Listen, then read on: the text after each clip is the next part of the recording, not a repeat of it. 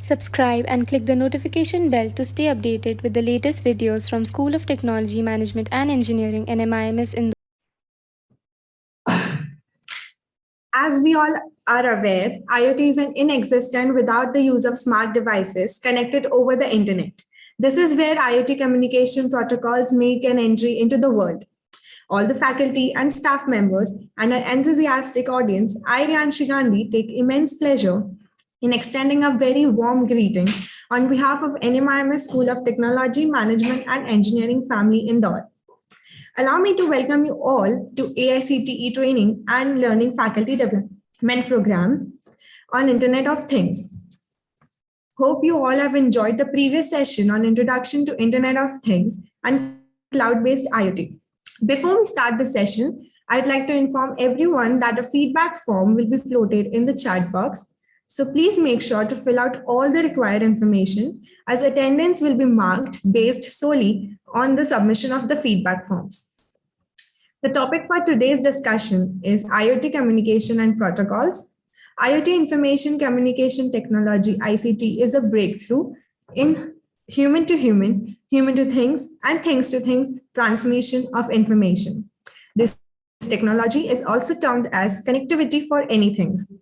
To take a deeper dive into this topic, today we have with us Dr. Raksha Upadhyay, Associate Professor at Institute of Engineering and Technology, DAVV Indore, where she has also completed her PhD.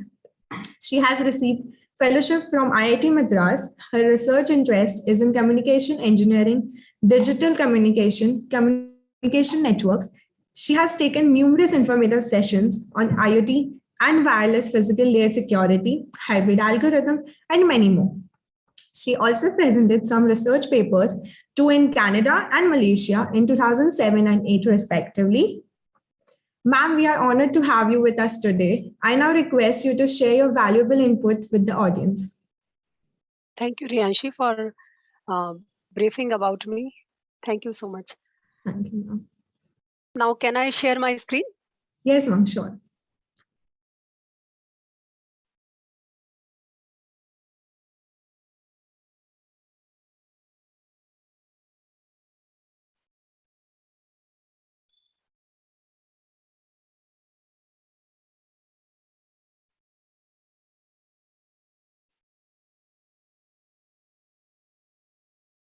Have you enabled sharing?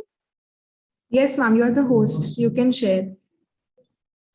But the message is coming, host disabled participant screen sharing.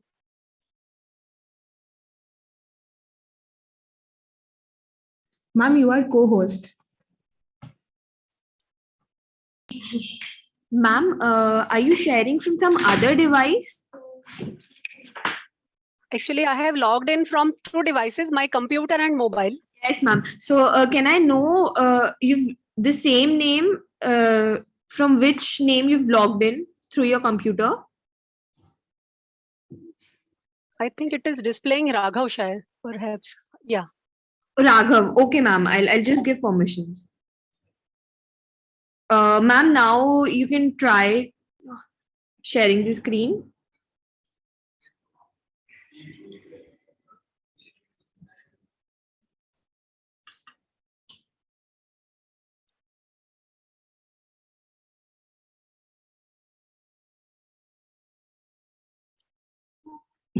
Yes, ma'am.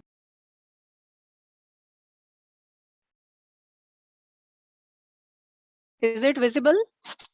Yes, ma'am. Okay.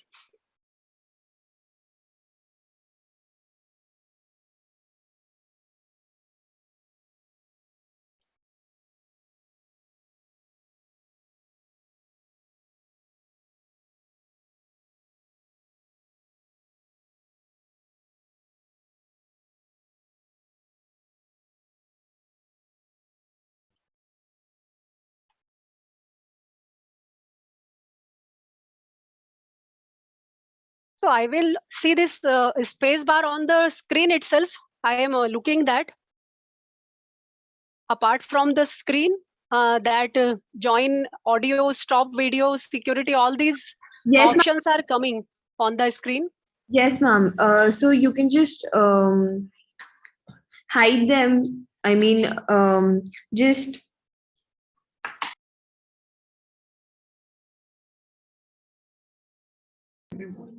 ma'am, you can just drag it away. I mean,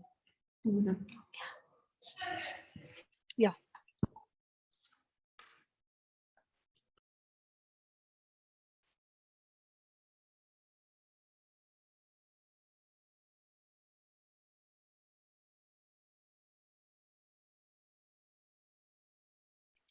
ma'am, can you reshare your full screen? Then it is gonna. I have clicked the option for full screen. Ma'am, you can just stop sharing and then again try. Maybe there's some glitch. Just wait.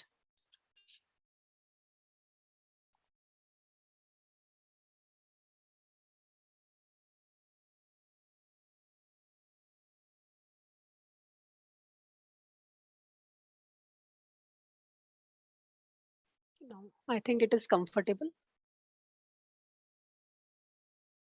Yes, ma'am. We can see your complete screen.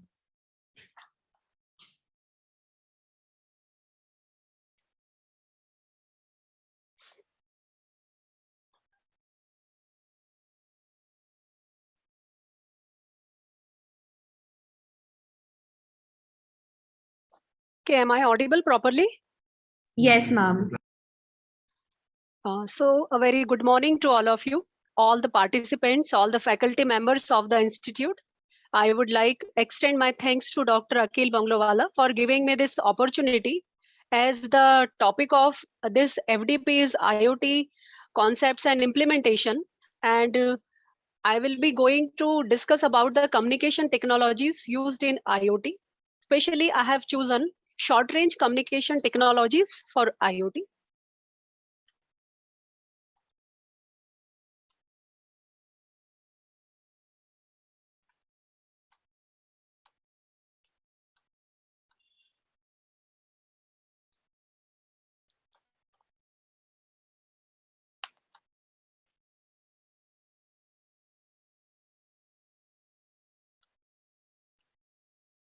So this will be not the contents of my presentation. Better to say this is the flow of my presentation, not it is slide by slide basis.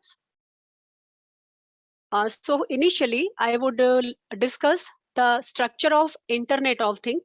Then I will tell you where these short range communication networks lie in this whole structure of IoT. Then I will be discussing various short range communication networks which are widely used now, that is WLAN and its different variants, WPAN, different standards of WPAN, and WBAN, that is wireless body area network. I'm getting some problem in running this PPT. Actually, it is not increasing. When I'm pressing the page up and down multiple times, I have to press that. Now it is after multiple times I'm able to come on the slide. So this is the structure of Internet of Things, you can say, as everybody of us know, and it is very much common nowadays. We can see that the IoT in general, IoT connects heterogeneous devices, nodes that provide sensing, control, actuation, monitoring, and activities for smarter environments. These are different nodes. These nodes are connected typically through a wireless short range network to a smart hub, which in turn communicates through a router to the internet, which is accessed through a cellular network by a remote smartphone. An app on smartphone lets the user monitor and control devices and systems in his home while he is away. An external server connected to the internet can store and process data from the things so that local nodes, which in many cases are battery powered, can be simple as possible with minimum energy consumption. So these are some tight requirements for IoT that we will be discussing while discussing all the short range communication technology for this IoT. So what are the domains of IoT? Basically, these are the usages and domains: transportation and logistic. It may include traffic control, routing, depot management, status of transported goods, assisted driving, supply chain monitoring and management. It is very much useful in healthcare, patient flow monitoring, objects and people tracking, patient and drug identification, their authentication, medical inventory management, remote patient health monitoring, smart environment, in which home and office comfort, heating, air conditioning, lighting, energy conservation, industrial plant part monitoring, machine vibration, machine to machine communication, and uh, it has very much importance for personal and social usage, for automatic social network, event updates, person and thing location updates, theft detection. So there may be so many domains and areas where IoT has been applicable. Now, as you can see here, in the structure or in organization of IoT, there is a gateway that serves an interface between the wide area network and short range network, and it is required to complete this gateway is required to complete this last 100-meter architecture. And that is the topic of main discussion in this lecture. These are different short range communication technologies: Bluetooth, 802.15.4, Wi-Fi, and there are many other possibilities of these technologies to be used in this last 100-meter connectivity. So by using these graphs or figures, you can see that in last 100 meters, 90%, more than 90% of the potential is present. But the ways to achieve the connected vision are extremely diverse. There are many different technologies compete in this space, including international standards, domain specific standards, and many proprietary technologies. So our main discussion will be on this part, where most of these short range communication technologies are working, and it is covering the potential of more than 90%. When we are discussing IoT and short range communication, there are some concerns, there are some issues that need to be addressed while designing IoT, while employing the communication networks for IoT.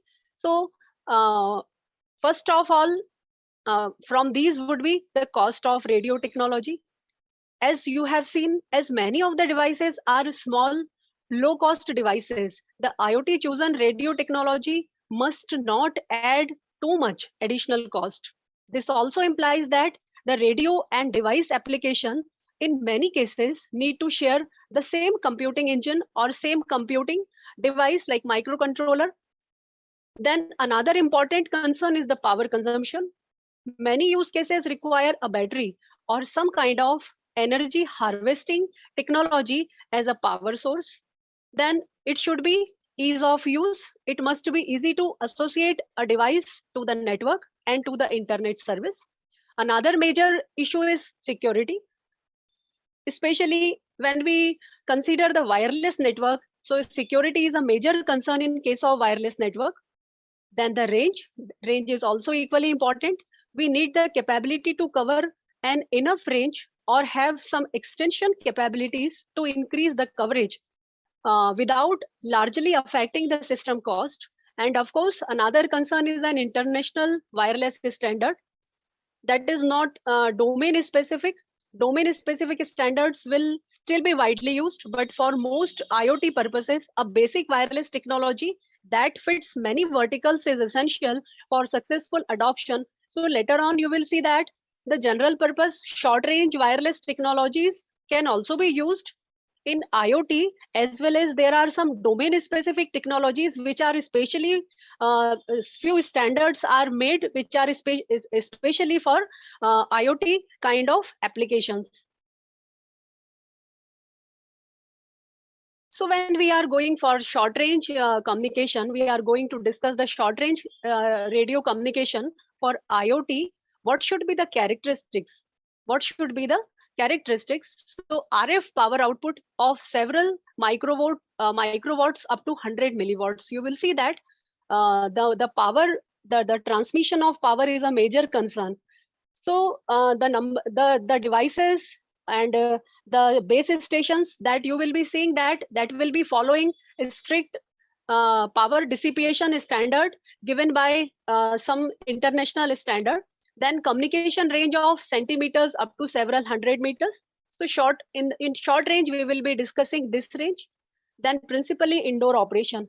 This thing looks very simple when I am saying principally indoor operation, but as per the wireless communication is concerned, you will find that in wireless environment, there are multipath transmission. So the signal received, that may be that the received signal may be traveled through multiple paths. So whenever we actually receive the signal, it is not most of the time line of sight. So we have to consider all these things. Then the size of the antennas should be very small.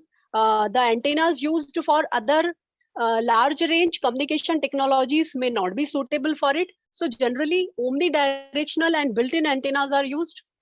Then the terminals or the nodes, it has to be handheld mobile terminals. Then simple construction and relatively low price in range of consumer appliances. Then another major concern, that is unlicensed operation. So when I will be discussing the electromagnetic spectrum in after few slides, then it is major concern that most of these short range communication technologies are working in unlicensed operation. So how it is managed to simultaneously use all these technologies? Then non-critical bandwidth specification, you will see that there are various bands are used. Another characteristics is UHF operation, then battery powered transmitter or receiver. So these are the characteristics of short range radio. Now this slides gives the reasons for spread of wireless applications, and you will see that what are the reasons, what are the possible reasons why these short range or long range wireless networks are considered for IoT, and why it has got so much significance and it has been widespread in use.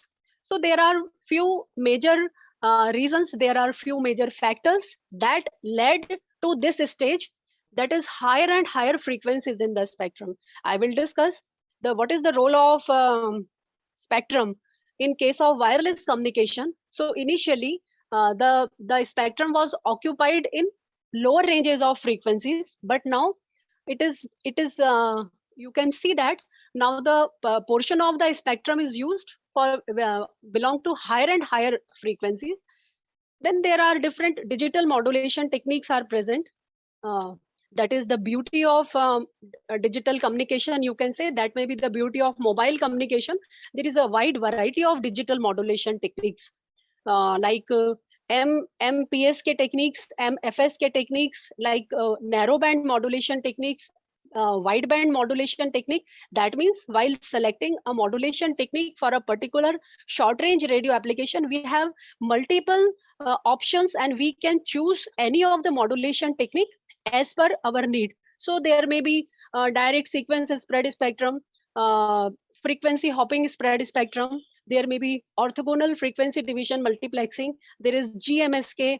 There are MFSK. So there are so many varieties of the technique. We can choose the technique as per our need. Then another most important reason or the factor is circuit miniaturization. Definitely, hybrid integrated circuits combining analog and digital functions on one chip and radio frequency generated circuits are to be a large part responsible for amazingly compact size of cellular telephone handset. So this miniaturization is not only a question of convenience, but also a necessity for efficient design of very short wavelength circuits. And it is very important. This miniaturization has led to all these things that we are conceptualizing, the implementing all these things in IoT kind of network. So this table is showing various short range applications. You can see that security systems, emerging medical alarm, computer accessories, RFID. This is one of the short-range radio transmission technology. WLAN, WPAN, then wireless microphone, wireless headphone, keyless entry gate, car door, wireless barcode. Now you can have a look at the frequencies used. These frequencies are used in megahertz. For WLAN and WPAN, these are unlicensed bands. So now the characteristics of these short range applications. So in this presentation, in this session, I'm not going to discuss each and every one, but few of these applications, few of these networks I will consider in detail. Now, as we are going for the wireless part, I have told you that the wireless channel is very much important. So in general, signal transmitted over wireless channel are affected adversely depending upon the channel condition. Hence, received signal has impact on various physical phenomena like reflection, scattering, diffraction, and mobility. And the physical phenomena and mobility produces random fluctuations in the received signal. What happens, as I have told you earlier, your receiver most of the time, in case of short range, most of the time your environment may be indoor environment. In that case, there will be the more possibility of multipath reception. And what will be the outcome? What will be the final result of these multipath reception? The result will be the random fluctuations in the received signal envelope. You can't predict. It is hard to predict what will be the value of the received signal strength at any instant of time, because there are so many factors which is affecting the reception of the signal. So when we discuss wireless technologies, it may be large range or it may be short range. There are some factors that need to be considered. The first one is the regulation of the frequencies. The regulation of frequencies comes from the usage of electromagnetic spectrum, and that has to be regulated. It is not in our hand that we can design an equipment that we can use in any frequency range. So that regulation of frequency has to be done, and that is done with the help of some standard organization. So always wireless communication is bounded with the regulation of frequencies to ensure the proper reception of two different applications. Like, you can access Wi-Fi at the same time you can use some 3G 4G kind of network. So these two signals are not getting interfered because the frequency of the transmission of both of the signals are different. So that is the regulation of frequency B. We have to bound with the regulation of frequencies. Delays and time varying channel. The channel is again very important when we discuss any wireless application, and specifically for short range devices, for indoor channel. This is very important because the delays of very small amount can change the signal very largely, especially at very high data rate. Because when the data rate of the transmission is very high, the small delay can affect the number of things in your communication system. So delays and time varying channel, that all needs to be considered while we are going for the wireless kind of. We must know what should be the concerns. And another thing is, the wireless medium is always a shared medium. Wireless medium is always a shared medium. So to bring the solution, there are different kind of multiple access technologies. There are different kind of multiple access technologies like code division, multiple access, time division, multiple access, frequency division, multiple access, carrier sense, multiple access, CSMA, CA. All these are the multiple access technologies which are used so that a common channel can be shared among multiple users. Similarly, when we are going to design a wireless network, especially short range, these things become more prominent. So wireless channel in general, if your wireless channel is good channel, then also it will be characterized by AWGN, that is additive white Gaussian noise. Always there will be additive kind of noise. It will be white. Its response to all frequencies will be same. And Gaussian distribution, the value of small amount of noise, the possibility of occurrence of small amount of noise will be more as compared to the large value of the noise. That means it follows the Gaussian distribution. So if the channel is good channel, if there is no multipath transmission, if there is only a single path, then only then also it will be AWGN. Good channel will be characterized by, will be modeled as AWGN channel. But in this case, when we are saying it is a fading channel means the reception of the signal is the reception may be via multipath. You are transmitting a single signal, but due to reflection, due to diffraction, due to various phenomena, your received signal is the sum of the signal coming from multiple paths at different times. So it will provide, it will, some delay will occur in that. So that phenomena is called fading. The fading may result in constructive interference as well as destructive interference. These fading channels are characterized by two channels, Rayleigh channel and Rician channel. Depending upon the channel condition, depending upon the condition of the fading channel, we can say it as Rayleigh or Rician. So the difference, broadly, the difference in Rician channel and Rayleigh channel will be, in case of Rician channel, there will be a dominant line of sight component. In case of Rician channel, there will be a dominant line of sight component, whereas in case of Rayleigh channel, there will be less dominant line of sight component and dominant non-line of sight component. So the response of Rician channel would be better as compared to Rayleigh channel. So we have three kind of mathematical model: AWGN, Rician, and Rayleigh. So if we rate the performance, then definitely the AWGN will give the best result. The quality of the reception would be best in case of AWGN. Then error rate will be less in case of more will be in case of Rician channel as compared to AWGN, and it will be even more in case of Rayleigh as compared to Rician channel.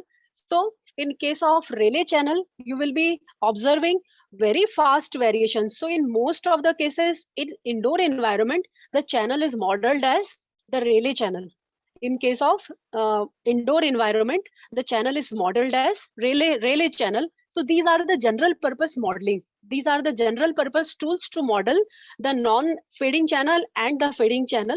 But our main topic is not related with the channel modeling. Then you can see that there are specifically designed channel models for specific environments. Like for WLAN, there are different categories of channel model: class A, class B, class C, class D. All these are different kinds of Rayleigh channel, because it is defined for the indoor environment with predefined multiple paths.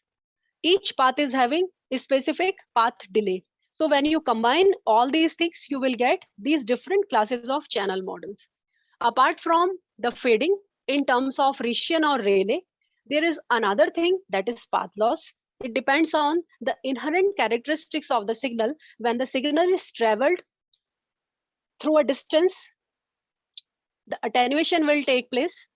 That is a natural phenomena, and that attenuation is estimated, that attenuation is characterized in terms of path loss. So whenever we model the channel, we need to consider AWGN, either Rayleigh or Rician, plus path loss. Then to define the channel, we need to little go into details of channel parameters like coherence time and coherence bandwidth, delay spread and Doppler spread. So with the help of that complete analysis, we can find for particular channel, for this particular channel, say I am talking about class A, class B channel. For this particular channel, what will be the coherence time? What will be the coherence bandwidth? what will be the delay spread, what will be the Doppler spread. So after deciding all these things, we can design a communication system. So for designing any short range communication system, first we need to characterize the channel first and getting the values of these parameters, based on which we can select what should be the modulation technique, what should be other things, what should be the channel coding technique, and all these things can be decided. And finally, a system, a wireless communication system can be designed.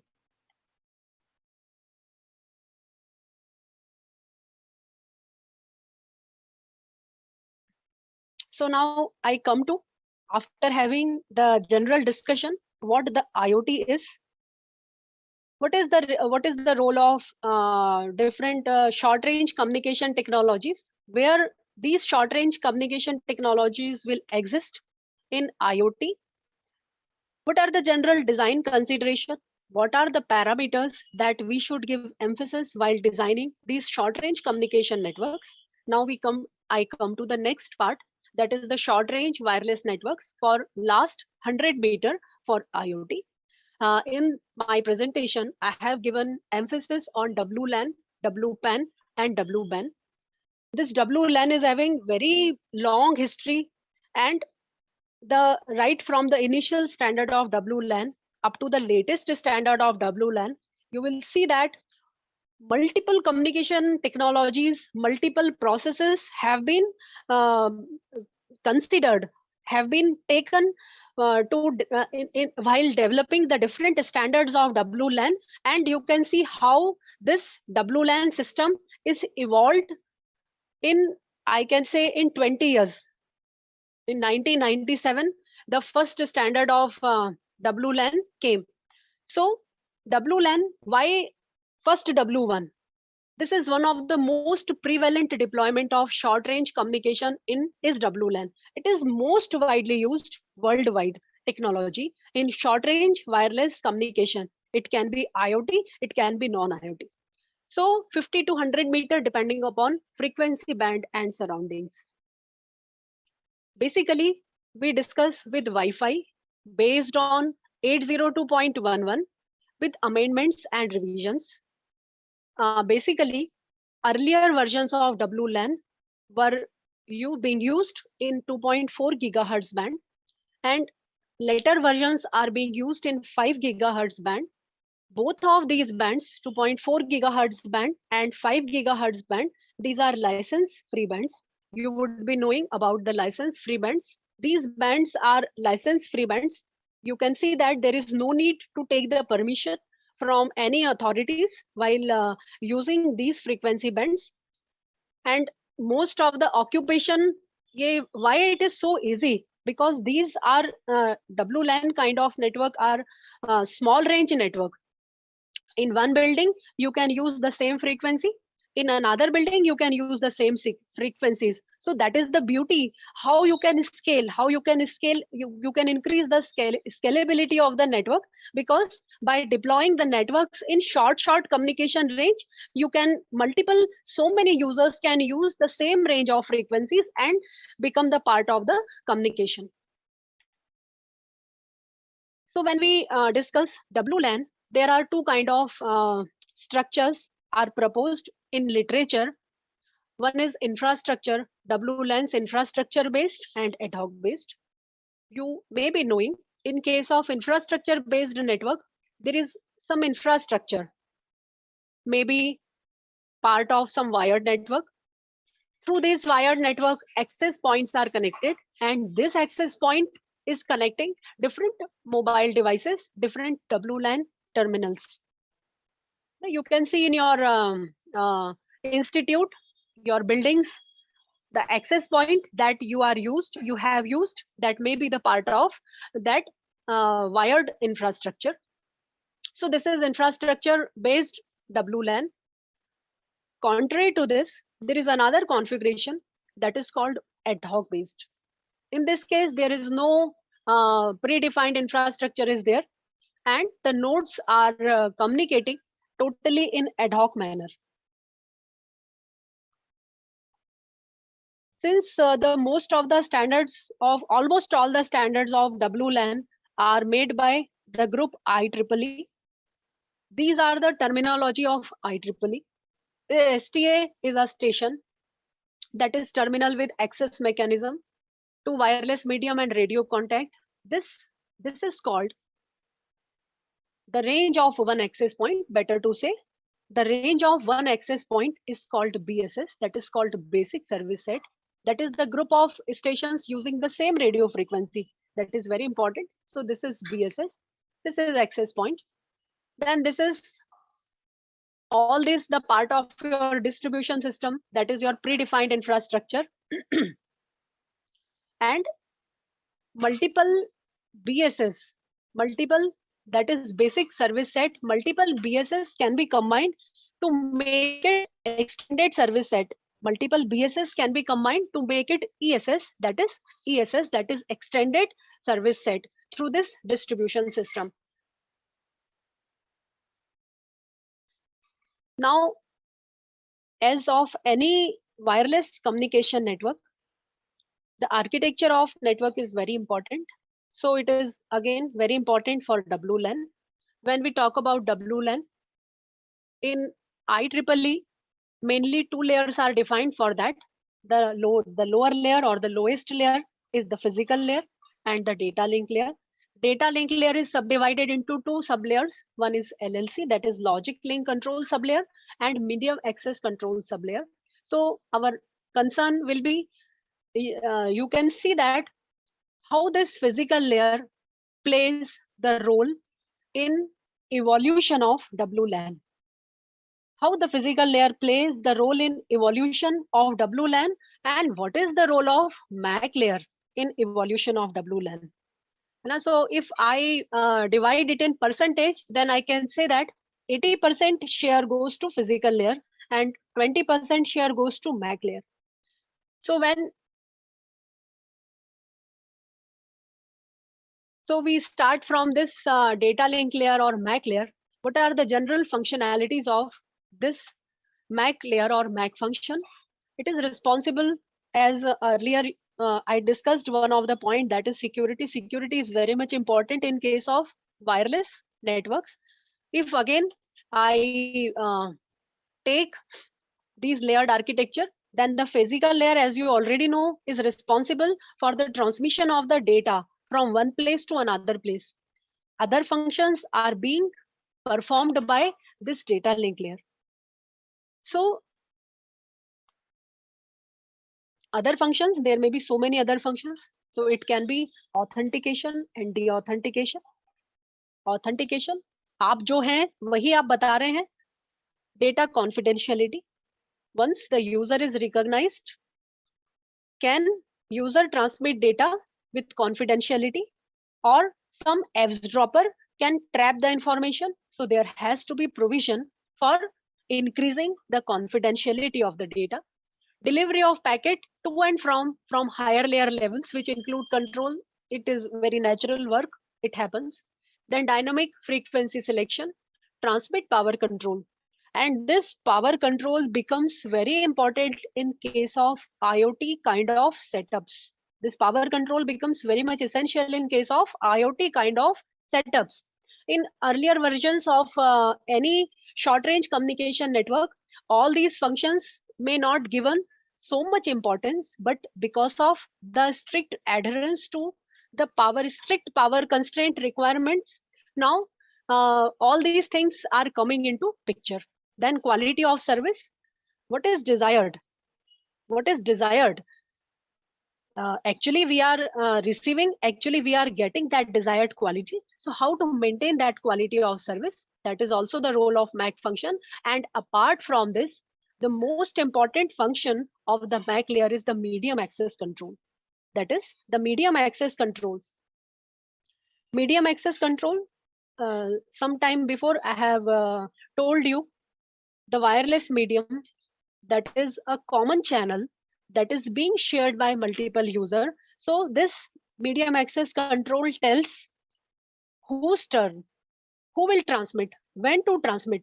So all these things will be assessed by the MAC sublayer, and some mechanism has to be devised so that at one time only one user can can occupy the channel. Otherwise, if more and more users will be occupying the channel at the same time, this will result only in interference. So this medium access control is very much important in case of these kind of networks. So when we talk about MAC protocols for WLAN, this it is I have expressed you. I have already explained it. Another thing is hidden and exposed terminal problems due to some range limitations. It is a number of times it is not possible to detect the few of the terminals, and they may start transmission. Or if something is transmitted to some station, that station may not receive it. So that kind of problems comes under hidden and exposed terminal problems. So this MAC functionality also takes care about this hidden and exposed terminal problem. So for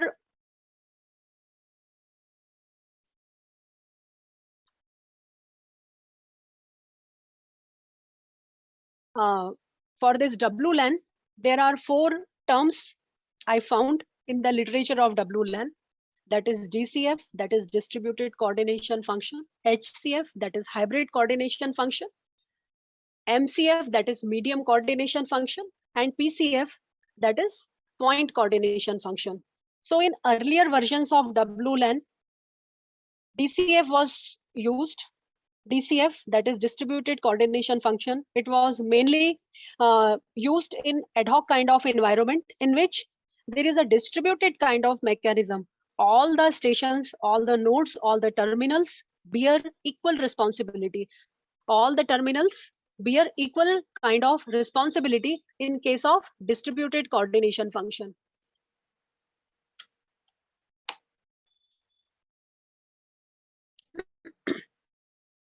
So this medium access control follow CSMA-CA rule. This medium access control follow this CSMA-CA rule. So CSMA-CA can't work alone.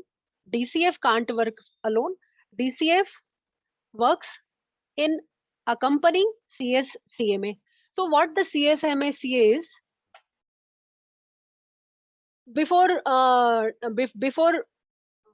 briefly discussing what the CSMA-CA is, in the literature of WLAN, there is the provision of 3 interframe space delays: shortest interframe space delay, PCF interframe space delay, DCF interframe space delay.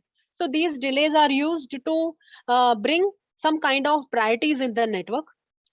Of course, shortest interframe space delay will having the highest priority because the stations who are waiting for SIFS has to wait least amount of time, then PIFS and then DIFS.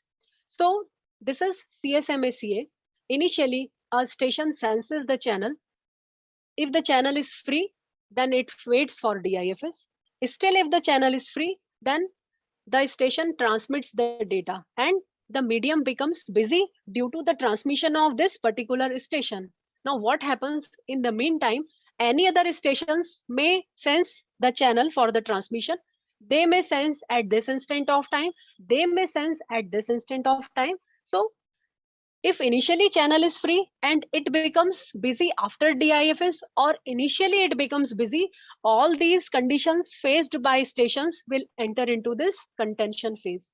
And this contention phase is very much important, so that basically the purpose of this contention phase is to make different stations waiting different times to avoid the collision. So this mechanism, carrier sense multiple access with collision avoidance. Initially it has the capability to sense the channel, so therefore it is called carrier sense multiple access, and it has the provision of collision avoidance by having the provision of this randomized backup mechanism in contention window.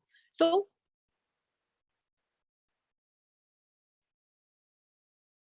similarly, the same timing diagram can be extended for hidden terminals with using RTS and CTS usage.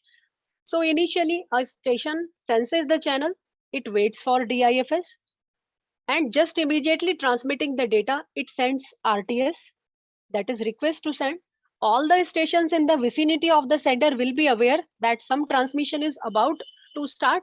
Similarly, the receiver, after waiting for SIFS, will process CTS.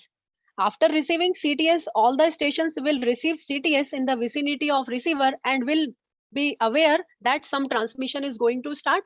So all the stations in the vicinity of sender and receiver will come to know that some transmission is about to initiate, so they will not transmit at that time. And after that, the data will be transmitted and acknowledgement. So in this way, the stations who were hidden, the problem that were coming due to those stations will be taken care with the help of that RTS and CTS extension. So earlier I discussed one MAC functionality, that is DCF, that is distributed coordination function.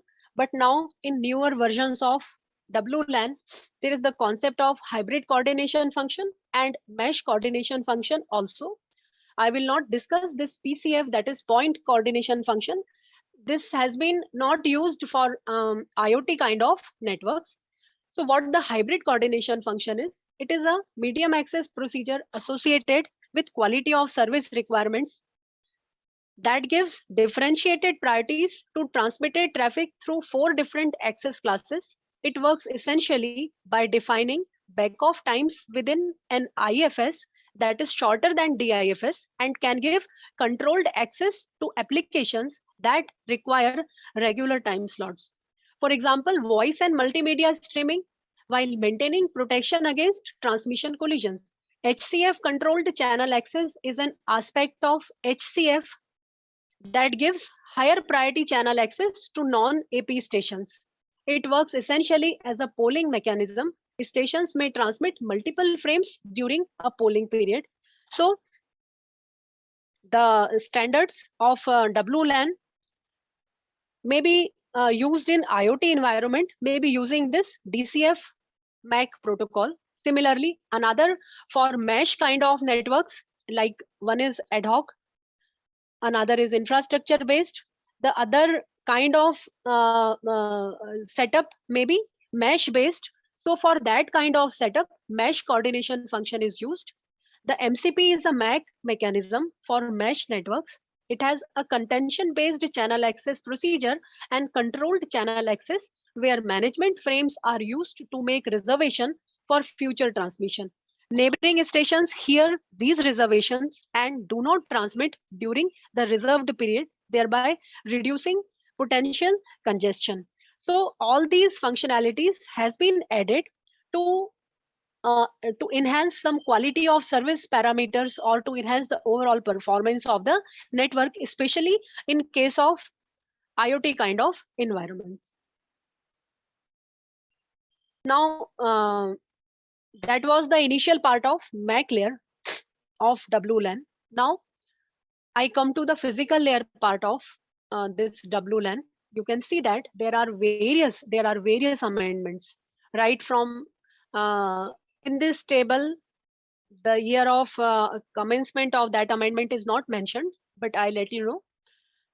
Earlier, only 802.11 that came in 1997 or 99. Then the next standard came 802.11b around 2000, 2001. Then OFDM based 802.11a, then 802.11g, then 802.11n. Then these are the newer standards: 802.11 AD, 802.11 AC, 802.11 AF.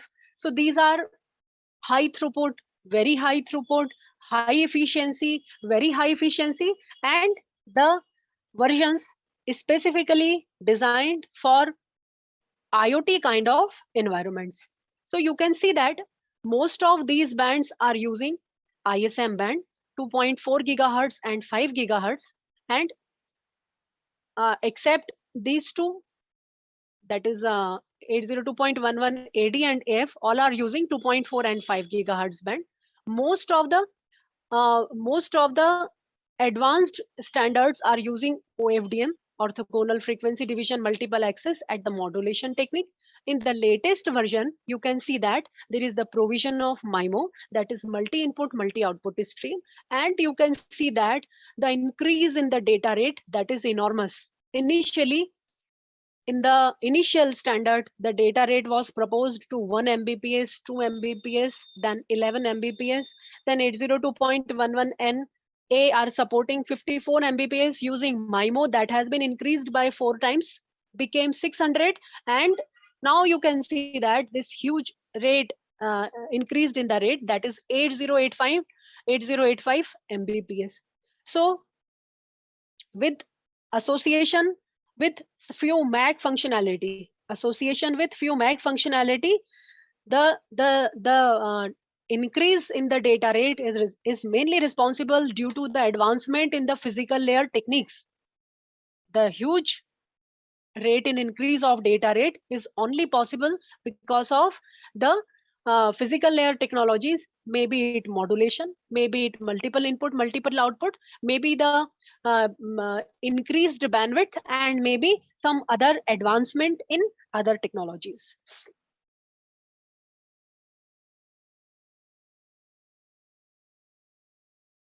So initial standard of WLAN, that was plain 802.11. There were 3 kind of physical layers were proposed, that is infrared physical layer, DSSS physical layer, and FHSS physical layer, that is based on a spread spectrum. And or we can say, broadly classifying, there may be radio based and there may be infrared based. Radio based and infrared based. There are so many advantages of radio based as compared to infrared, but in this new scenario of IoT, again, this infrared has uh, uh, got the position because of its few advantages. So let me discuss this infrared physical layer very briefly. So infrared communication links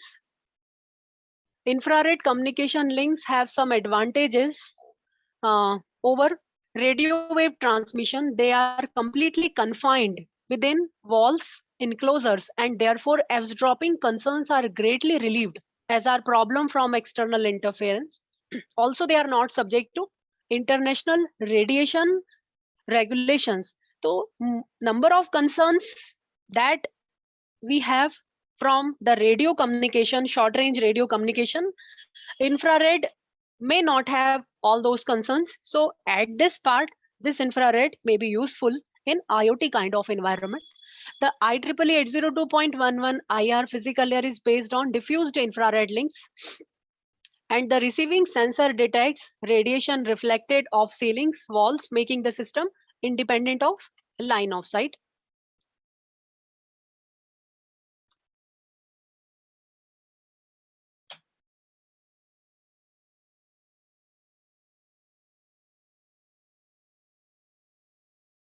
The range is 10 meter.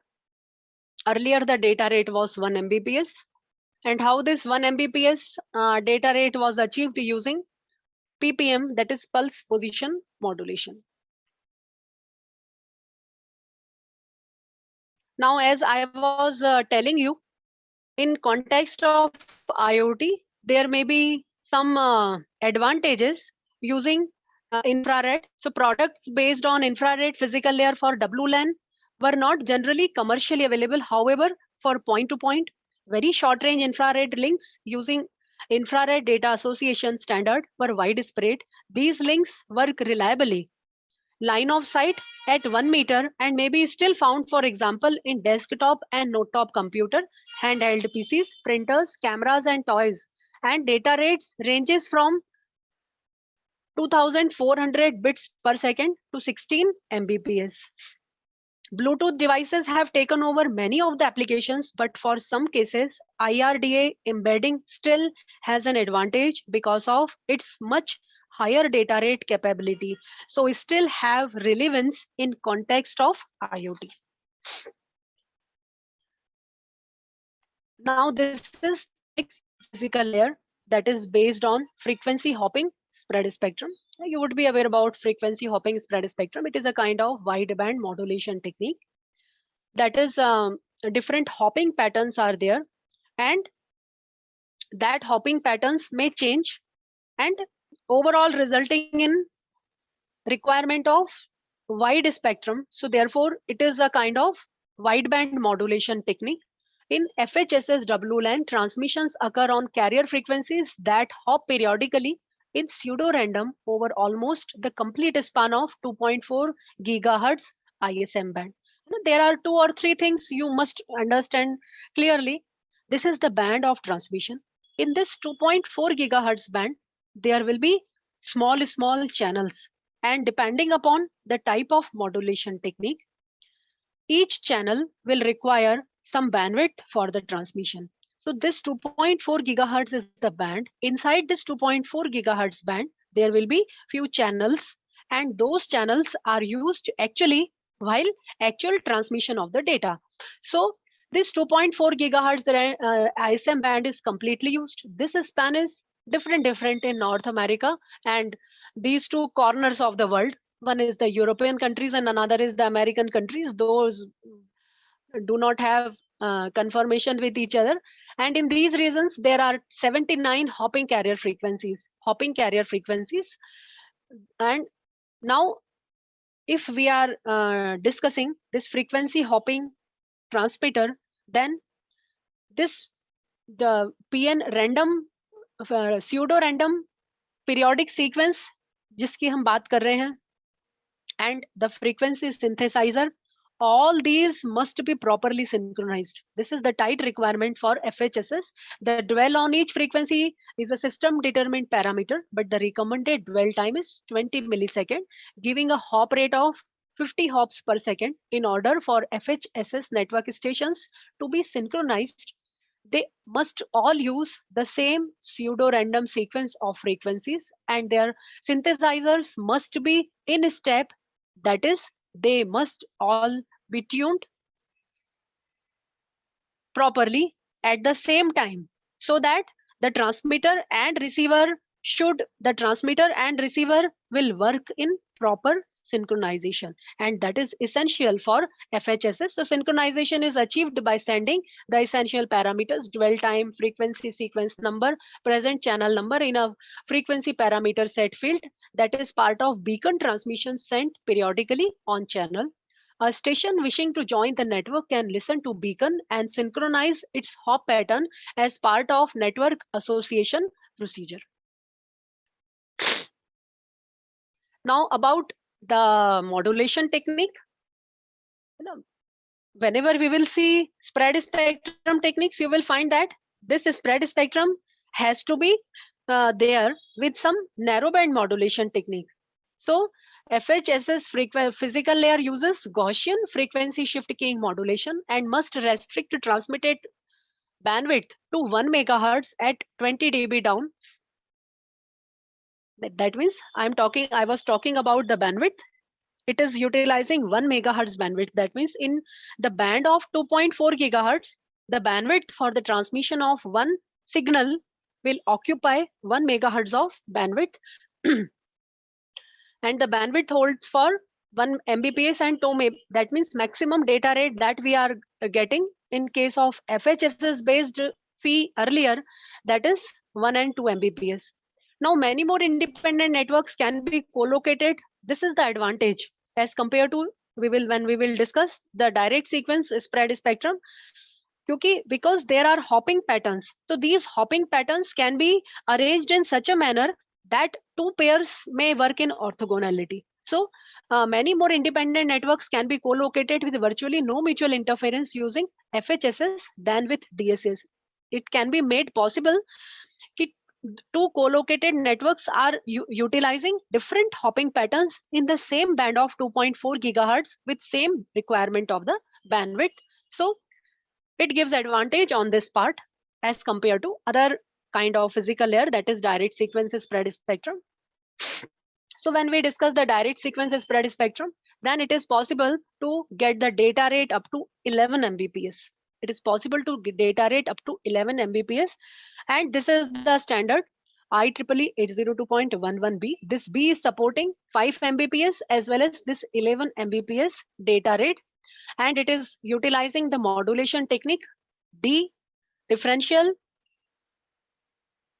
binary, phase shift keying, and DQPSK, that is differential quadrature phase shift keying, that is the narrow band modulation technique, and the wide band modulation technique is definitely is direct sequence spread spectrum. This IEEE 802.11b is most widespread version.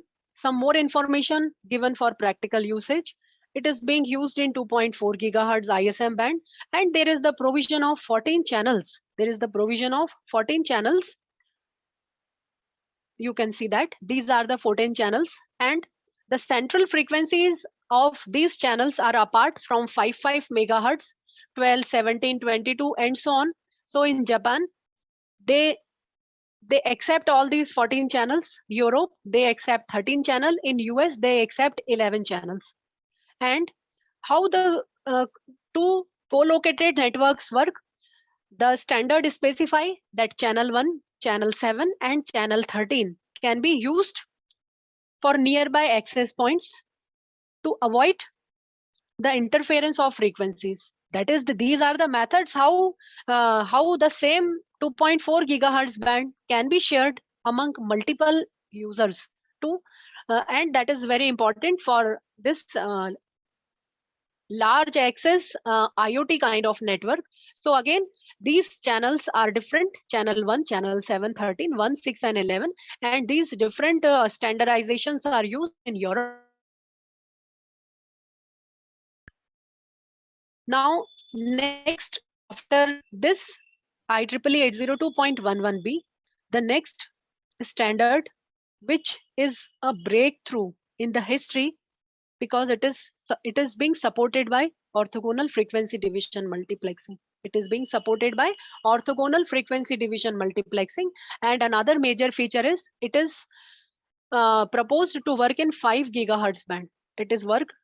It was proposed to work in 5 gigahertz band. So can you think at that time what would be the reasons why this 2.4 gigahertz band was there, but it was proposed for this 802.118 to work on 5 gigahertz band, because at that time it was found that 2.4 gigahertz band would be too much dense due to the multiple applications. So a provision was made for another unlicensed band, and another breakthrough. In the previous standard, the maximum data rate was 11 Mbps. So 54 Mbps data rate was achieved, but that was possible only with the help of OFDM, orthogonal frequency division multiplexing. So you can see that in US regulation, in ETSI, that is the European standard, different, the band is 5 gigahertz band, but the power regulation and specific bands may be different, and whether it is US regulation or European regulation, all are complied with the maximum transmit power, and that has to be in this range, and that is very much important for today's requirement also. So this is the OFDM, how the OFDM takes place. At this point, I will only say that in case of OFDM, a very large data rate stream can be comprised of multiple parallel low data rate streams, such that with the help of subcarriers, all are orthogonal to each other. That means, like if this is FFT 64, so there are 64 subcarriers. That means 64 low data rate streams can transmit it simultaneously, and if you combine all these things, so the data rate would be higher. So that happens in case of OFDM, and with the implementation of OFDM in WLAN, it has brought like revolution.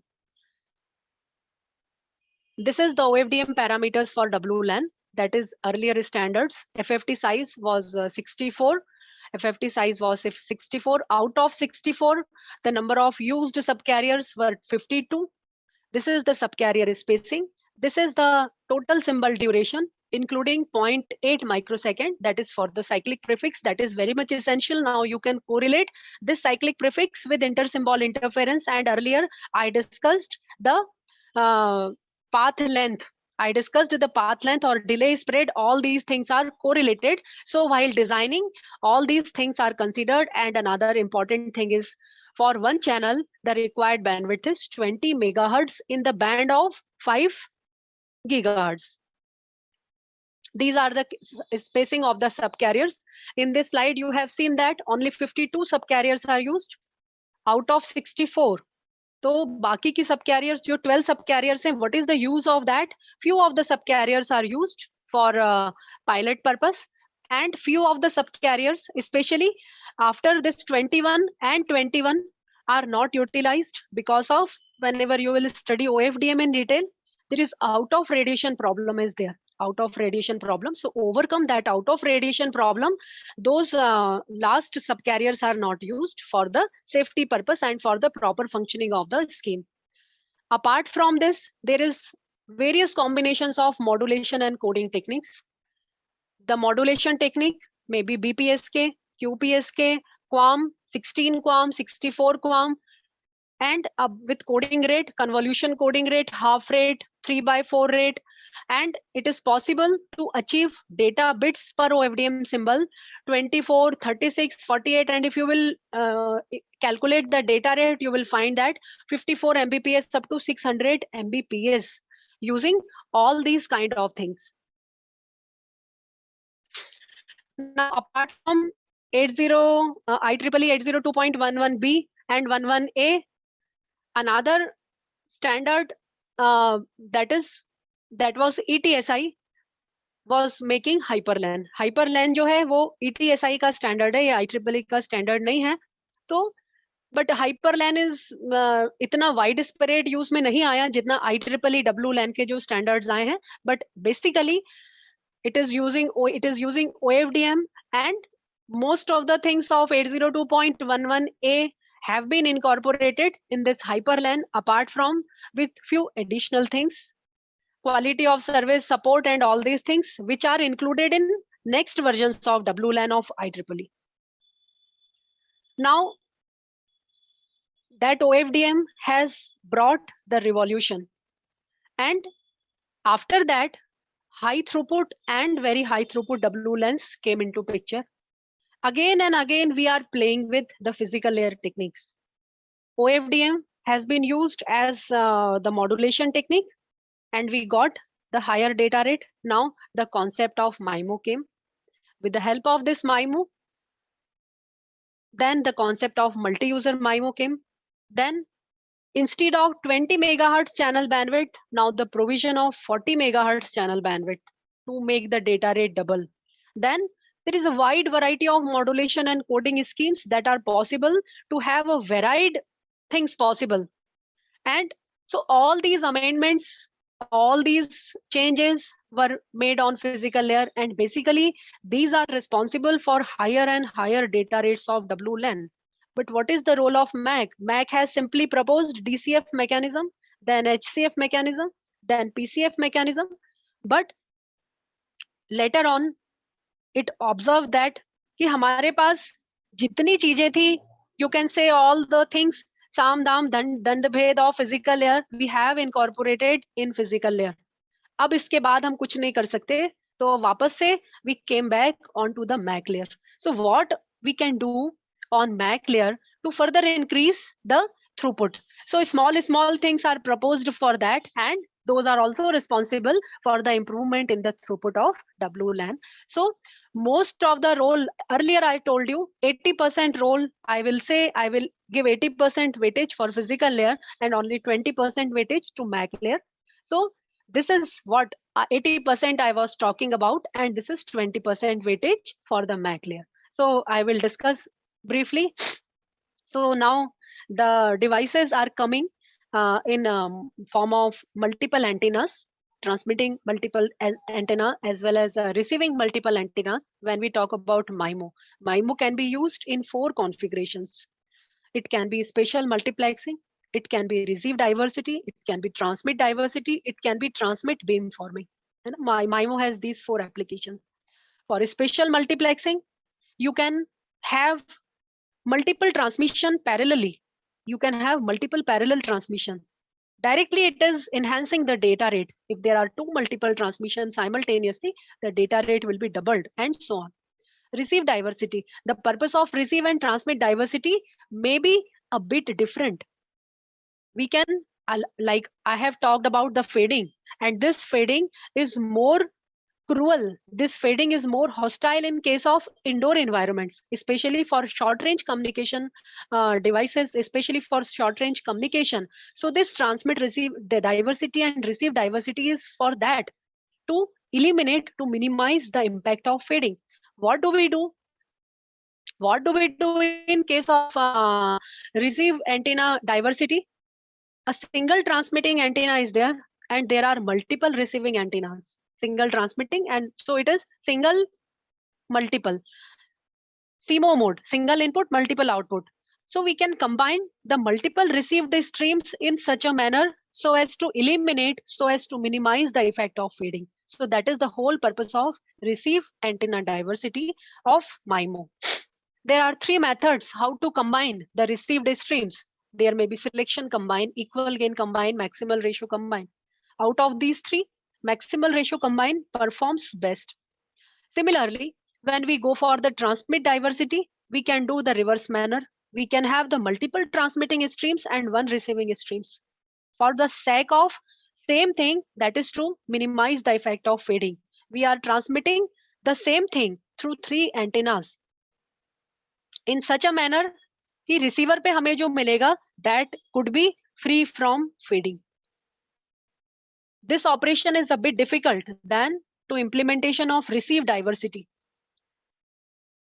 Receive diversity के comparison में ये difficult होता है because it requires additional things for its implementation. But all these features are incorporated in 802.11n to increase the data rate, that is using a spatial multiplexing mode, and transmit diversity, receive diversity to enhance the quality of the signal, that is to minimize the effect of fading. Another role of this multi-input, multiple output is transmit beamforming. In this case, a beam is transmitted in a very directional manner. And again, the purpose is to get the improvement in the received quality of the signal. So MIMO can be utilized in any of these four modes or using multiple of these things. Now, earlier this I was talking about the single user MIMO. Now, there is the provision of multi-user MIMO. In case of multiple user MIMO, multiple streams and multiple transmitting antennas, that means multiple users simultaneously can transmit the signal. Before that, I was talking about the single user. Single user का channel multiple stream पे transmit हो रहा है तो उसके लिए data rate double हो रहा है. But in case of multiple users can transmit their data at the same time. So यहाँ पर सिस्टम की इफिशियंसी बहुत तरह से हम एनहांस कर रहे हैं, and this is showing how this basic CSMA/CA with multi-user MIMO. So here you can see that all these are the control signaling information and data 1, data 2 that are being transmitted at the same time. That is in multi-user environment. So that is how, then again, I told you 40 megahertz channel bandwidth. This is also responsible to double the throughput, to double the data rate. Then there are a variety of modulation and coding schemes available. This you can see that this is the table with the special stream 1, special stream 2, special stream 3, special stream 4, BPSK 16 QAM, 16 QAM, 64 QAM with different coding rates. Different data rates are possible. And here is the last figure, 600 Mbps we could achieve. Earlier, we started with 1 Mbps. So now you can see with the amendment in the physical layer, and this was all change due to the change in physical layer technologies. Now another is another parameter may be the guard interval.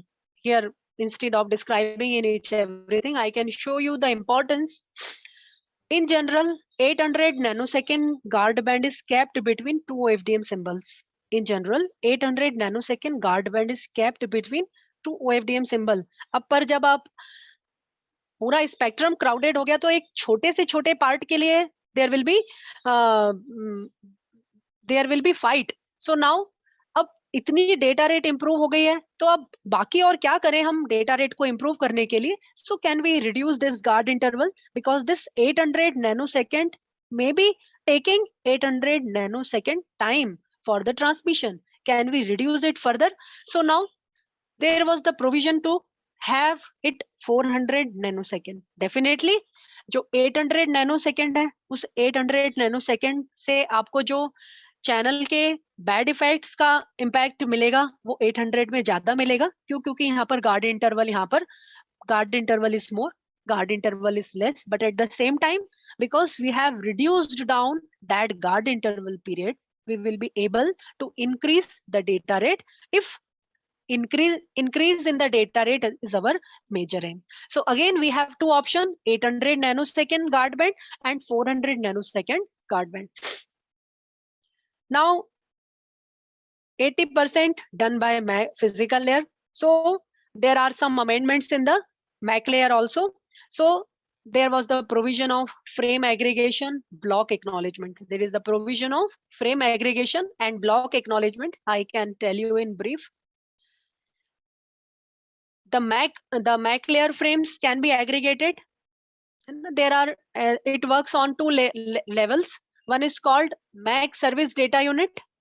That is the packing at the MAC layer, and MPDU, that is MAC protocol data unit, that is the packing at the physical layer. So instead of having the separate header at MAC layer as well as at the physical layer, multiple frames may have the same header. That is called the frame aggregation. So frame aggregation is done at both the layers, MAC layer as well as at the phy layer, so that header information will be reduced and actual data transmission will be more. So you can see that by having the frame aggregation, the throughput is increased 20 megahertz, no aggregation, no aggregation at the packet size of 600 length and 1200 length. Then another provision at MAC layer was burst and block acknowledgement. Earlier, what used to happen? There were different acknowledgements for different frames were there. So now instead of having the different acknowledgement for different frames, is it possible to have a common acknowledgement for the block of frames? So that is block acknowledgement, and again it served to some extent in increasing the data rate. So that is the burst and block acknowledgement. That is the small role of MAC layer in enhancing the data rate and other characteristics of WLAN. Now apart from this, it is very interesting. जो LAN के evolution में you would have seen from 2001 to 2016. Now after 2016 to 2021, there is very little change. So what is the reason? The reason is so many things what we could do at physical layer we have already done. जितना कर सकते थे सब कुछ कर दिया. अब physical layer जो है अब वो जैसा कहते हैं कि शैनन की लिमिट, ये लिमिट पर आ गया. क्यों आ गया लिमिट पर? There is one interesting thing. As phi rate is increased, the time to transmit a frame quickly becomes dominated by phi header, because now there are so many things. I have not discussed the frame format. That frame format initially when it goes at the receiver, that is used to synchronize the receiver, and practically it takes some time for getting the synchronization, because all these are the component and all these things are getting synchronized, so it takes some time for synchronization. तो हम header का जो data rate है वो एक limit से ज्यादा नहीं बढ़ा सकते. क्योंकि डेटा रेट बढ़ाएंगे तो हेडर का जो पार्ट है वो कम ड्यूरेशन का हो जाएगा, and that small duration part may not be sufficient to make synchronize the receiver. So the same thing is addressed here as phi rate is increased. तो पेलोड की स्पीड बढ़ा रहे हैं हम. ये जितनी भी पूरी story I was telling you, the all story that was for the increase in the payload speed, not for the header speed. क्यों? क्योंकि हेडर का एक पार्ट एक duration is essential for the synchronization purpose. So as phi rate is increased, the time to transmit a frame quickly becomes dominated by phi header. क्योंकि payload को हमने बहुत higher data rate पे transmit कर दिया, so it will take very small amount of time, and now it is dominated by the phi header. So the MAC efficiency rapidly decreases, and efforts to increase system capacity purely by increasing data rate are limited. Effectiveness even when burst acknowledgement, block acknowledgement are used. So that is, we can say that can be the saturation for advancement in the speed of the WLAN. Because we have used OFDM, multi-user, single user, Mimo, and all these kind of things. We have used burst and block acknowledgement, but the practical limitation is this. Now that physical layer header part is dominating in time as compared to the payload field, और हम उसको उससे कम नहीं कर सकते, because that is physically required for the synchronization purpose. So that could put the limit. Now, this is another variant of IEEE 802.11x. A drive for is to provide high throughput in dense Wi-Fi environment where there may be many APs in a relatively small area. To this end, new technologies were introduced to optimize average per user throughput instead of increasing physical layer transmission rate and peak throughput under single user scenario. So you can see that these are very high throughput WLAN. I was talking earlier, 5 gigahertz band with supporting these bandwidth, with supporting this FFT side, with supporting highest modulation, with supports downlink multi-user MIMO, with supporting access mechanism CSMSCA and data rates. Now, one more amendment came, and you can see that 802.11ax, both of the bands are there, different bandwidths are there, different FFT size are there, highest modulation is even higher. Another two major breakthrough are instead of downlink multi-user MIMO. अभी तक जो हो रहा था वो downlink में हो रहा था.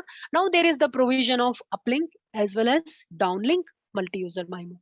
Then instead of access method CSMA/CA, it is OFDMA. Because जो WLAN था, local area network, was is a kind of network characterized by random access mechanism. है ना, बहुत पहले जब हम पढ़ते थे तो जो नेटवर्क्स का क्लासिफिकेशन होता था रैंडम एक्सेस और some known like frequency time and all these thing के बेसिस पर हम उसको कैरेक्टराइज करते थे. तो रैंडम एक्सेस की बेसिस पर लैन का कैरेक्टराइजेशन होता था, whether it was wired LAN और it is wireless LAN. But now the concept has been changed. Instead of this random access based technique, it is OFDMA based. This is the access technique which is used in other wireless standards like WiMAX and all other things. And now you can see that it supports the data rate of 400 Mbps. So technologies that triggered this IEEE 802.11ax are orthogonal frequency division multiple access, uplink as well as downlink MIMO, trigger frame, spatial reuse, and there are some power saving mechanisms which are especially very useful in IoT kind of network. Therefore, this network is suggested to be used for these kind of structures like IoT, in which it is very less power is has to be required by the components, by the network, and all the entities present for that. And I will not defining all these things because I want to cover, but you can go through it. IEEE 802.11ax with these functionalities, with having the trigger frame, spatial reuse, and this power saving with target wake time that was not provided in earlier versions of WLAN.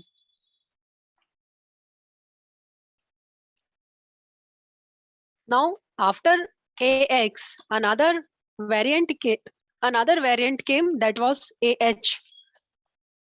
Another variant, that was AH. Now this is what is the features, what is the beauty. Now instead of 2.4 gigahertz band, अब ये उससे कम band में use होता है. It is also called Hi-Fi Hello, Wi-Fi Hello. It is also called Wi-Fi Hello by Wi-Fi Alliance. And Wi-Fi Alliance is a parallel thing with IEEE organization. So therefore, number of times we say Wi-Fi, but in general, the standards are adopted of IEEE. So designated by Wi-Fi Hello, by Wi-Fi Alliance, and S1G by IEEE, it offers the possibility of extended range for WLAN, although throughput is limited compared to 2.45 gigahertz band due to reduced bandwidth. But this is specifically made for IoT kind of network. Modulation is OFDM, but PHY is not compatible with 2.4 and 5 gigahertz system.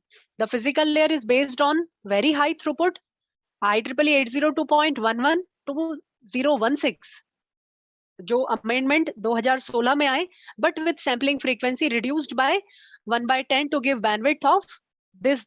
So there are few amendments in that to make 802.11h. So these are the operating frequencies.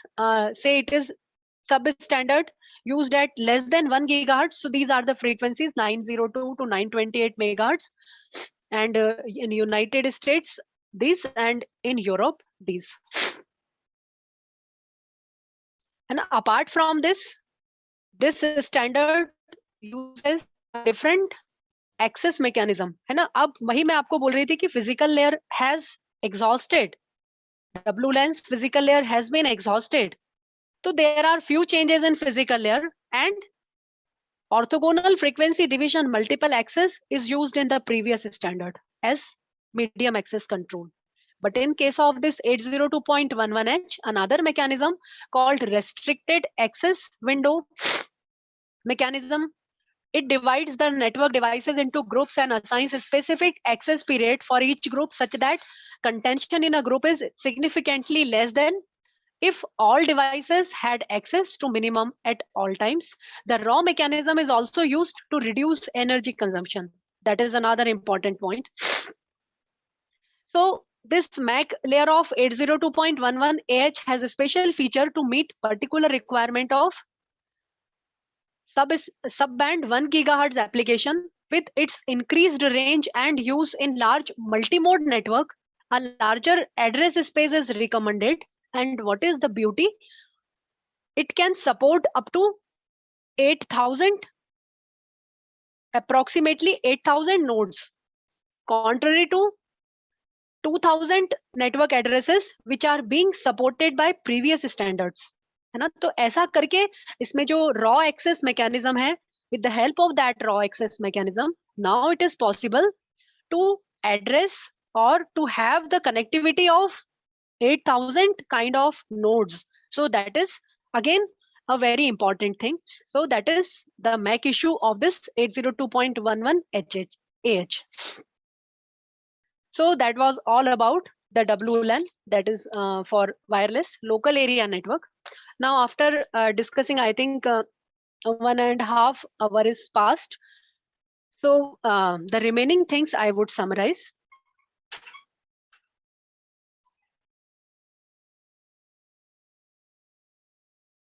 This WPAN, that is wireless personal area network, that can again be one of the most important candidature. Am I audible?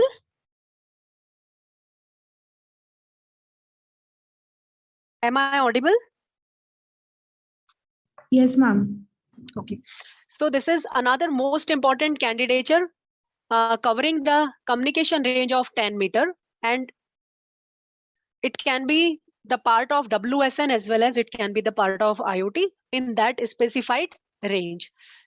So one of the most common WPAN is a Bluetooth. So this Bluetooth जो है, There are two sources of Bluetooth specification. One is Bluetooth Special Interest Group, that is Bluetooth SIG, and another one is IEEE 802.1 15.1 802.1 15.1.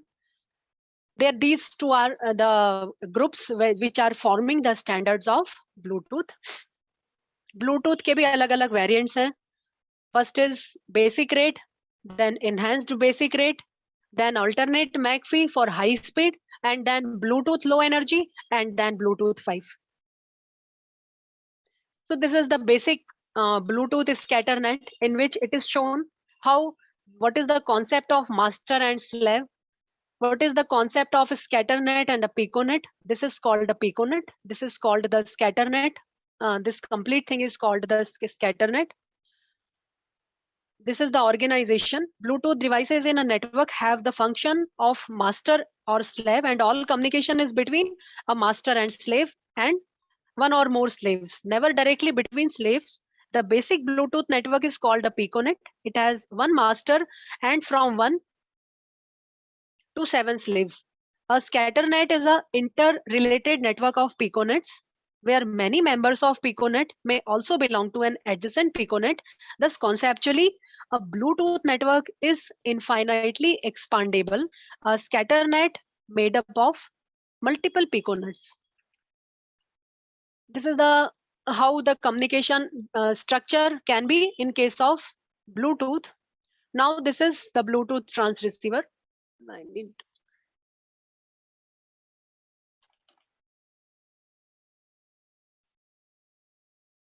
These are the basic characteristics of Bluetooth communication characteristics. These are the frequency band. You can see that again 2.4 gigahertz band is used. Then frequency hopping spread spectrum is used. Then channel bandwidth is 1 megahertz. Then modulation technique is GFSK. With here different classes are specified: class 1, class 2, and class 3 with different emission power. Maximum radiation power की जो range है, that is different. That is 100 milliwatt, 2.5 milliwatt, and 1 milliwatt. And this can be useful for IoT kind of application with the requirement of limited power usage. Now transmission in Bluetooth. The transmission in Bluetooth happens like this. This is master. These are slaves, in particular in this diagram. So uh, master transmits in even numbered slots, while slaves transmits in odd number of slots. Different frequencies are used: f0, f0, f1, f2, f3, and so on, because it is using the hopping pattern, like frequency hopping spread spectrum modulation. Now it is supporting low power consumption. Bluetooth was conceived for employment in mobile and portable devices, which are more likely than not to be powered by batteries. So power consumption is an important issue. In addition to achieving low power consumption due to relatively low transmitting power level, Bluetooth incorporates power saving features in its communication protocol. Low average power is achieved by reducing the transmission duty cycle and putting the device in low power standby mode for as long as possible relative to transmit and receive. Bluetooth has 3 modes for specifically to save the power. One is called active mode, another is a sniff mode, another is hold mode, and another is spark mode.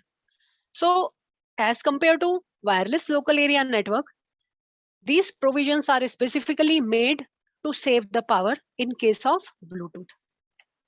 Now, basic rate and enhanced data rate.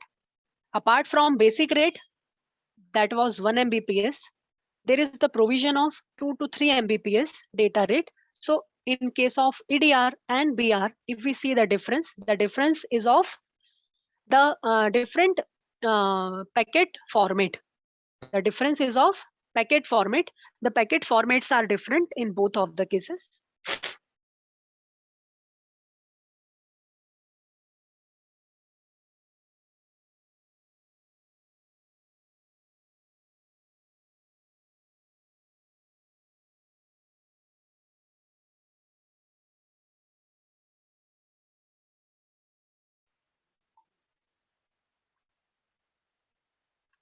Now, apart from this basic rate, enhanced data rate, high speed operation is also supposed to be provided by this Bluetooth high speed operation. In this high speed operation, larger data rate is supposed to be provided by uh, this Bluetooth. Then the next standard is Bluetooth low energy. Bluetooth low energy. This Bluetooth low energy is having again 2.4 gigahertz band with 2 megahertz channels, and the type of modulation is GFSK, that is Gaussian. This Bluetooth low energy, two modulation schemes are provided. A mandatory modulation scheme and another one is optional with 1 megasymbol per second and 2 megasymbol per second bit rate. Now there is another advancement, that is the name of the standard is Bluetooth 5.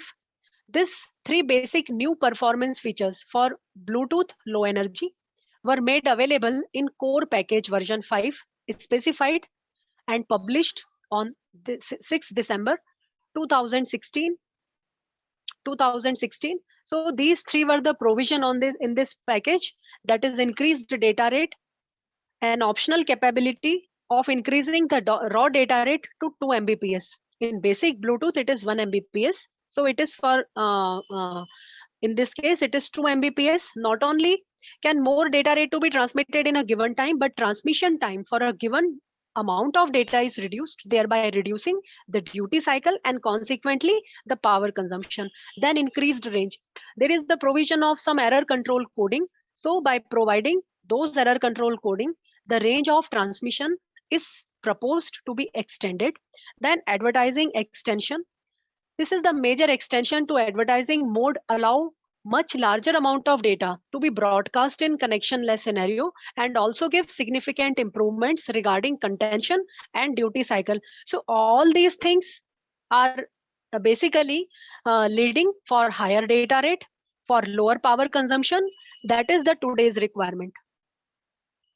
Now another important thing, it is very relevant, conflict and compatibility between Bluetooth and Wi-Fi. So with the steep rise of Bluetooth product sales and already large range growing usage of WLAN, there is considerable concern because of both WLAN and Bluetooth are working in the same range of frequencies, that is unlicensed band of 2.4 gigahertz. So it suffer from interference problem. So interference can occur when a terminal of one network transmit one or near receiving frequency of a terminal in another co-located network. Here you can see that these are the frequency slots of Bluetooth, and this is the range of Wi-Fi. So whenever these two will be collided, always the interference will be there. So this interference, to take care of this interference is very much important. So there are the provision how we can affect, these are the parameters which can affect the performance, which can affect the interference, that is frequency and time overlap. Packet length, kitna bada packet ka length hai, more will be the packet length, more will be the time of overlap, more will be the interference.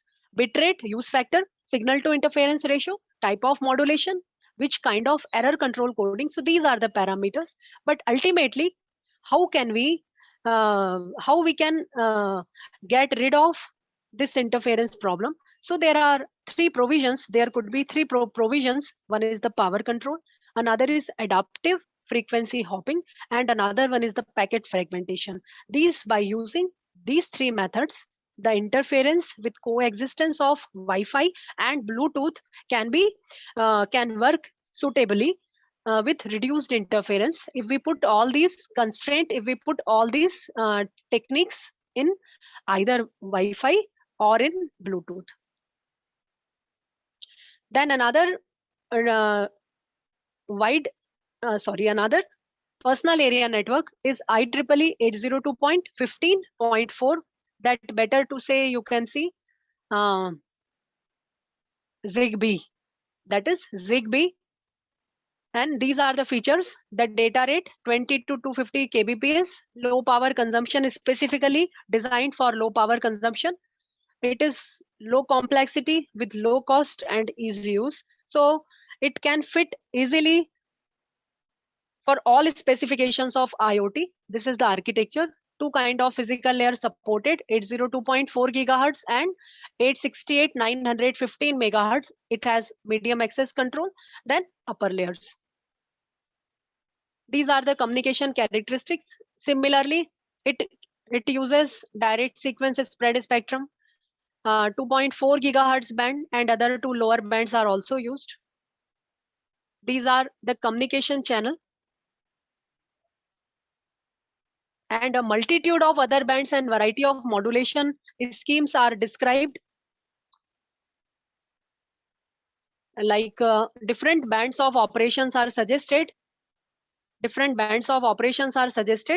These specifications are classified according to frequency bands, user categories, modulation. You can see that different frequency bands and using different modulation techniques, and all these are used for Zigbee operation with minimum receiver sensitivity, with these data rates, and with the specified power ratings. Similar to other networks, there are functionality of this Zigbee. There are two kind of nodes: fully function node and reduced function node. It can support star topology as well as peer-to-peer topology. Both are different usage. जो access mechanism है, that is CSMA in case of Zigbee. Now, which one is better? Both are WPANs, Zigbee or Bluetooth. Both are having some advantages and disadvantages. No doubt there is competition between this. The proportion of wireless security and automation systems has increased because adherence to 802.15.4 provide high reliability, security, and reduced development cost compared to many proprietary solutions. So as compared to Bluetooth, this Zigbee may be more appropriate for IoT kind of environment. So this is the comparison, like transmission scheme, modulation, frequency band, raw data rate, power output, and all these things. As per the need, we can select any one of personal area network. There are some amendments, and these 5-6 slides are showing the details of specifically designed protocols or architecture that may be some amendment in maybe WLAN, maybe Bluetooth, Zigbee, and all these things. So one of those is 6LoWPAN. 6LoWPAN is an adoption protocol layer for efficiently transporting internet protocol packet end to end over WPAN. तो नीचे का तो जो the MAC and fee layer are of WPAN with provision of interface with IPv6. So this complete thing is called 6LoWPAN, and in most of the IoT based architectures, you will find that this is one of the most explained term for IoT, that is 6LoWPAN. And since it is using fee layer and MAC layer of WPAN, so most of the things are same as those one. Now another one is specifically designed, that is thread network protocol. It is a mesh network protocol. That means it is specifically used for the mesh kind of technology, mesh kind of architecture for IEEE 802.15.4. That means physical layer and MAC layer are the same. The frequency band is the same, but it has some special provisions for the mesh kind of architecture. Then wireless HART is a global standard that specifies self-organizing mesh technology used for industrial control and monitoring. So it has been especially designed for this purpose. All these protocols are especially designed for low power, low range networks, and in less than 100-meter range that we are discussing for IoT. So this is wireless HART. Another one is Z-Wave. Another one is Dash7. This is ANT. All these are used for the same purpose. All these are specifically designed protocols or standard designed or manufactured by some special groups by taking the things from well-established technologies, and uh, you can see the general purpose microprocessor and microcontroller. So that microcontroller you can design for your own application in a similar manner as per your need, as per your application. The manufacturers have defined all these standards and protocol, and you can take one of them for as per the need. And just we go through the wireless body area network. This is one of the strong candidature as less than 100-meter usage in case of IoT. W-band. W-band is especially used for medical, non-medical applications, for remote healthcare monitoring, heartbeats, blood pressure, temperature, military uses, sports and pedestrian. This is the communication infrastructure. This could be the communication infrastructure. It is a IoT kind of thing here, but the at user end, it is W band.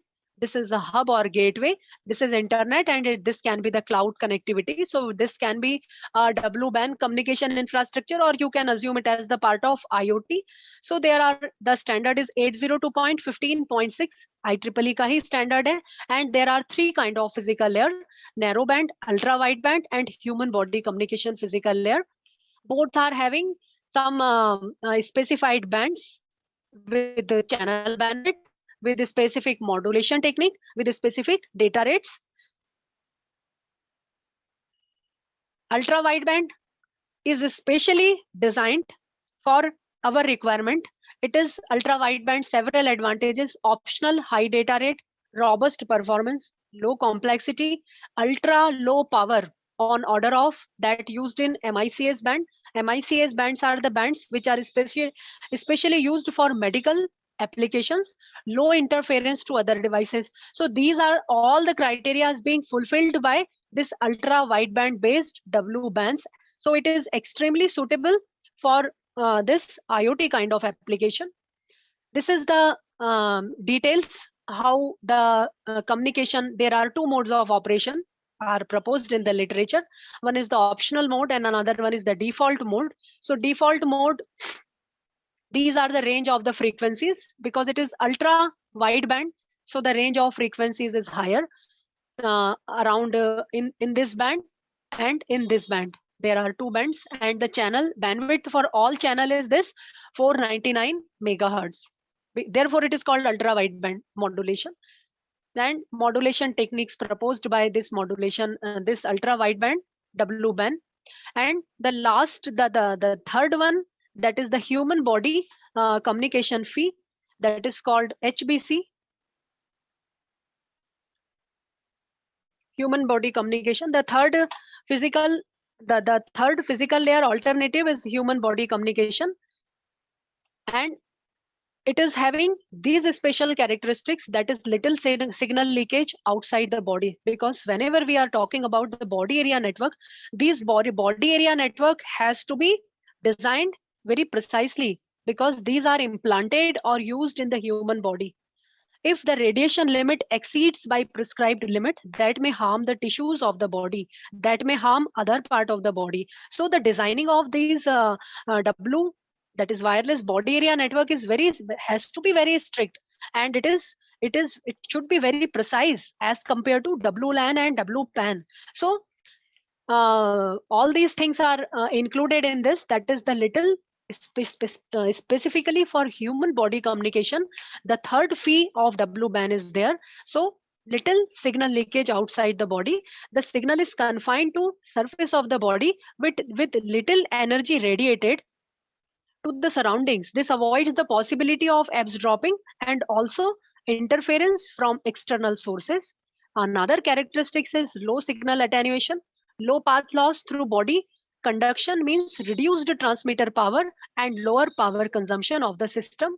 Then low carrier frequency reduces the transmitter and receiver complexity, size, and the power, and no antenna required. Coupling to signal path is through electrodes. So all these are very essential when the nodes has to be implanted. Node has to be capped on the human body without harm in the human body. So All these are the consideration, and all these can be the part of IoT as well. So these are the modulation technique, data rates, and other details of this human body communication. And these are the references that I used. Most of I found one very good book, that is Short Range Wireless Communication. It is explaining all the components, all the parts of short range wireless communication. Maybe that each and every part of the transmitter, different wireless networks of short range communication. Then also I have gone through this white paper, and also I have gone through this IEEE access, the paper of this IEEE access published in 2018. So my focus was on short range communication devices. If we move further, if we want to increase the range, there are long range devices also. There are especially long range devices. Nodes are in progress, are in under research, that can be used for IoT, like LoRa and all these things are used, which are not short range communication devices. So that can be another aspect of the communication technology for IoT. Similarly, we can have a study for our conventional 2G, 3G, 4G, 5G networks. How can we incorporate the power saving things in those network? How we can get the things as required for IoT requirements in those network? That can also be the topic of discussion when we are going to discuss the communication network for IoT. So that's all from my side.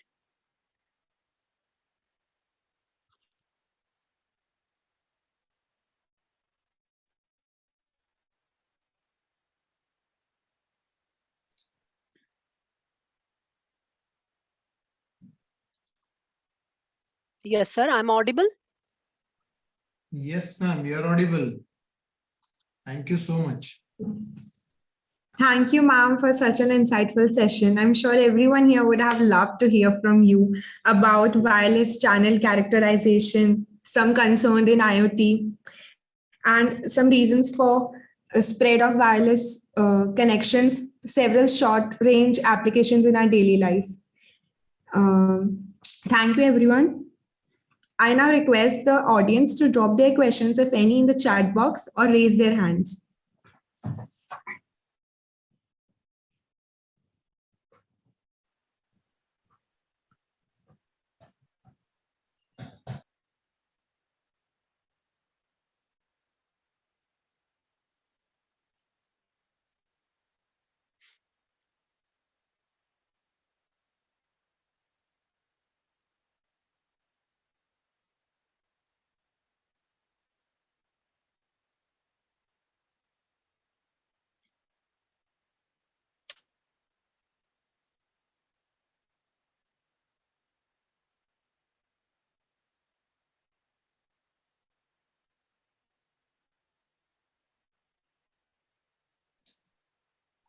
I request participants. Hello. I request participants to be more involved in these things. I think most of the young ones may be using all these technologies more than us, and you may be knowing.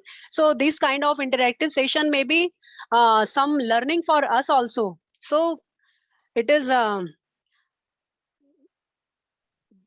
interactive kind of Vishal, things. ma'am, we have a participant is having a Yeah. question, I guess. Vishal.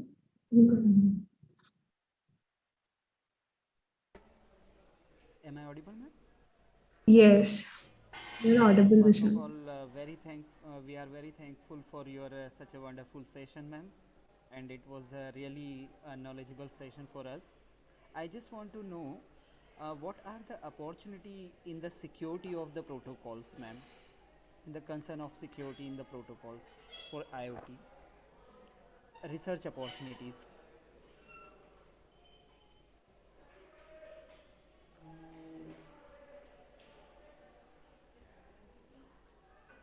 Yes. Someone is talking about the security kind of things in these Yes, protocols. ma'am. Am I correct? Yeah. Yes, ma'am.